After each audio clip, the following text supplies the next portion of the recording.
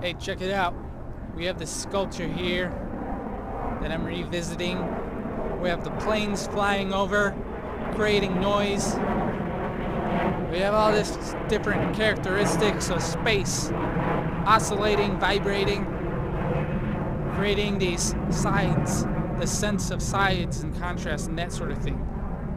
Alright? So,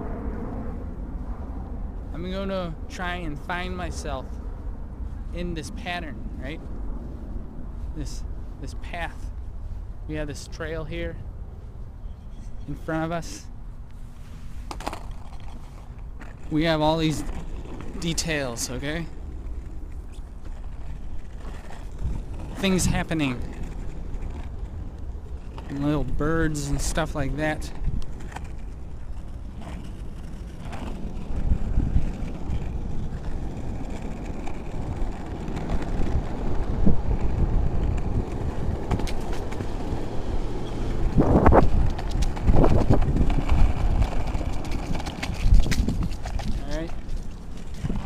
Traveling along this path, this line, among all this space.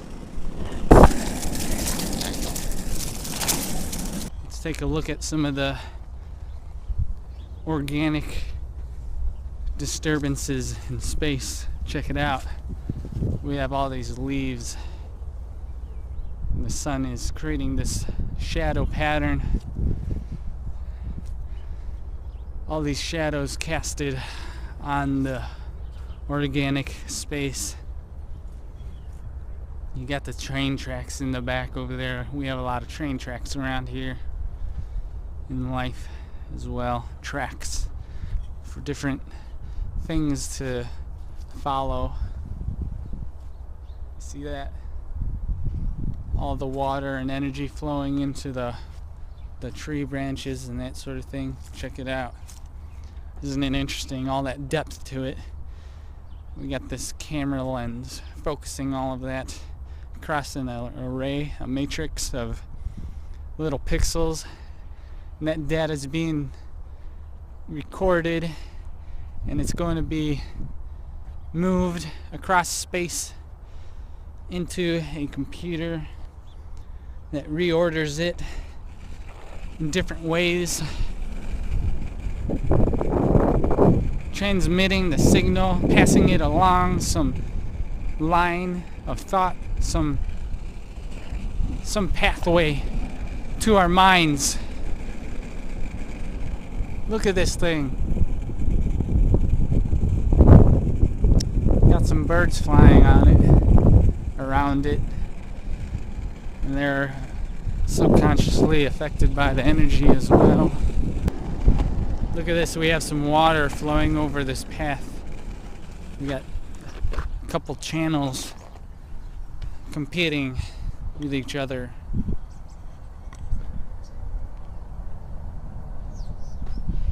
Creating some erosion. Look at those tire tracks over there, eroding the soil. All these paths being mixed together. Whoa, what was that? Go back. Check it out. Look at that thing. Whoa. Yeah, look at that. It's alive. Look at those feet oscillating, creating patterns of movement, allowing it to project across the ground. Yep. Oh, something new. Something's happening. Something's changing. What is this stuff? Yep, it's okay. Oh, what's that? Some leaf, some plant. Think I feel alright there. Yep, looking around. Yep, this seems alright. Keep going. Signs of life, things happening.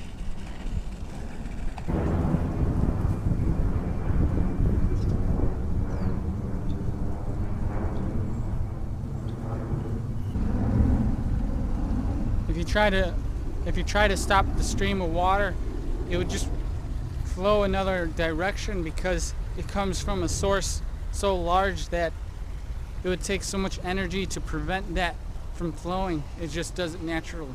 So we have to create these little bridges, these structures to bypass the flowing energy that's uncontrollable, right? We create these little paths in this rigid, crystallized fashion, right? We have these lines, these patterns of space, right? Different densities of space, all like pressurized together, allows the energy to cycle within it. So it's more difficult to move because it's denser, has more weight to it, all right? It's heavier, that sort of thing, because the energy is all wound up inside it. And then we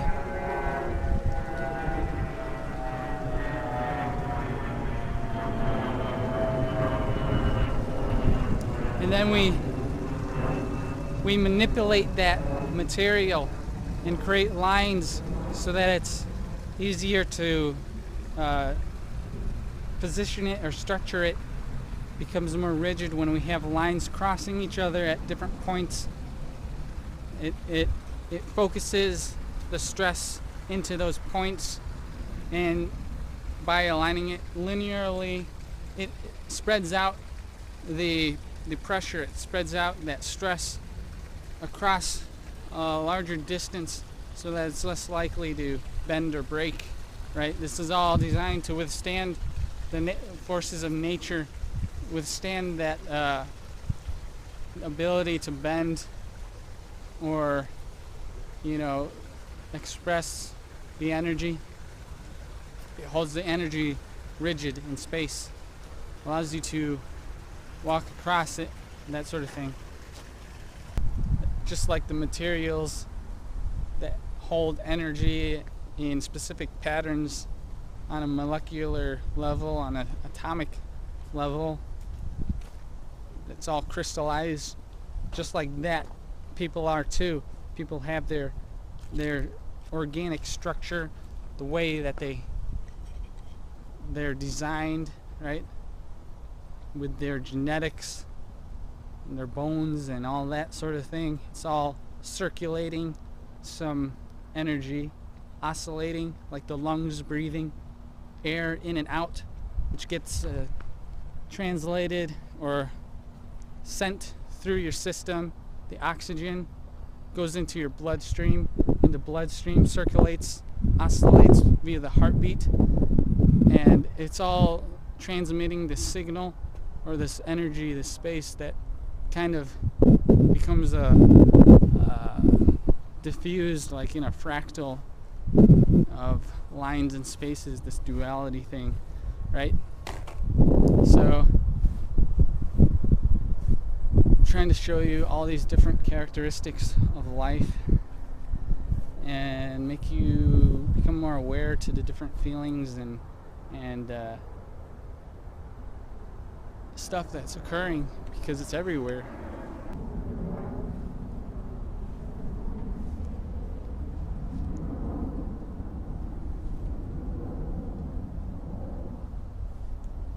You can see in the sculptures that people create, there's various different shapes and characteristics about the materials or the patterns that are involved, and they all originate from choices or questions that the artist is dealing with inside themselves, different pressures that have been created in their minds, giving them different reasons why to do one thing versus another thing. Sometimes, like, one side or one characteristic of life is too prominent, and it causes another side to recede, causing this twisting, this bend, this action, this flow to occur, this cycle, and it causes itself to kind of become entangled with itself and kind of learn more about itself, right? The energy and space, right? Creating this crystallization, this design, this coalescence of awareness or feeling that we have, right? And artists kind of express that stuff in sculptures and paintings and drawings and that sort of thing. And you can see they use lots of straight lines and textures, or some things that are more reflective, some things that kind of absorb or diffuse the light, things that have different color or whatever feelings that are being held in or explored, and they try to express it in a new way to break out of the uniformity, I guess. I don't know, the order. But coincidentally, they also create more order in the thing that they're creating. So it's kind of like a self-reflection of the state that they're in. I don't know. And then they leave it behind, kind of like a reminder of where they've been or where they've come from, that sort of thing. So in this case, I don't know what it is, but some metallic structure with some bending, some rigid side here, very rectangular, and then you have this circle here, kind of going into it, causing the rigidness to bend over here. It's like it's feeling something in response to the circle, to the lines, causing the rigid straight lines to become all bent and fluid, going through this process of change or something. And it's all captured in this structure, this crystallization of space and time, and allows you to walk inside it and actually like feel it, kind of try and figure out what does it all mean, that sort of thing. What does all that mean? It says like you're one with it. You could go inside it and that sort of thing. So there's all these different things that we create. These parks, for example, with this trail that you can walk on. And people tend to, when you go to the park, you usually see people walking on the trail because that's the easiest way to travel. It's less stressful. You're not going to just walk into this organic material that is all feathered and branching out in different directions, because it causes more possibility of, walking into a wall or something that's going to create an abrasive feeling, right? Usually people stick to paths. Like, for example, I just subconsciously saw this little path inside there, and I'm drawn to it because it's an open area that I could move through, right? Like, I don't have to do much. It's already there for me, kind of, beckoning me to like enter it and that sort of thing. So let's check it out. I don't know what's in here. I haven't been in here before. But as you can see, there is just some water and a pipe with a grid on it. There's a grid on that pipe. Look at that. Can you see that? There's a grid with the lines, horizontal and vertical lines on the grid.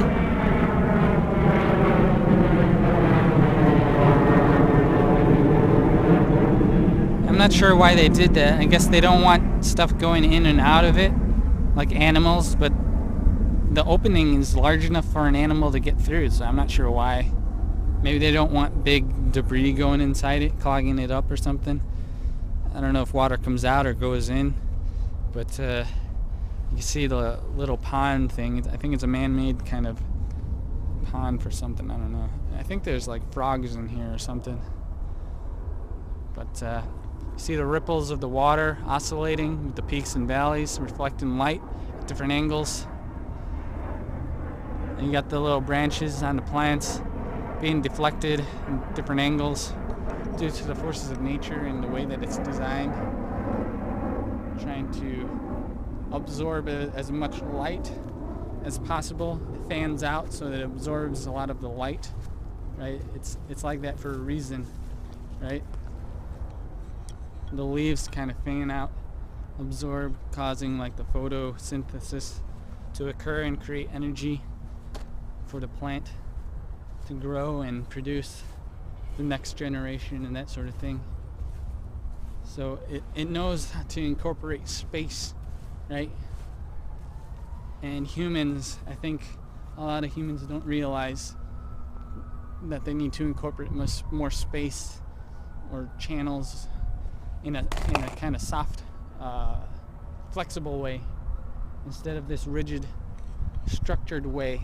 As you can see, this boxed in sort of way, like a cage, this matrix or prison. Everything's like a prismatic product, crystallization. Yeah, unfortunately it's the natural process, something that will continue forever, so you can't really stop it. You just have to understand it so that we could become an extension of it without having the stress or the anxiety or the confusion. I feel like that also will always be here, because the younger generations with no experience and no way of knowing that have to develop the sense, have to develop the conditions inside their mind, connections. They have to strengthen that over time. It's a process. It's not instantaneous. It requires work, requires energy, requires a growth, a pattern, basically. Requires a pattern of, building something. You can't just hand it over to them, even though we try to do that by inventing stuff that doesn't require work. We end up making less work for people, the younger people, to do, so they don't have the ability to function and develop that process where they find themselves and understand reality and the world. They don't have that process that's been there in the past.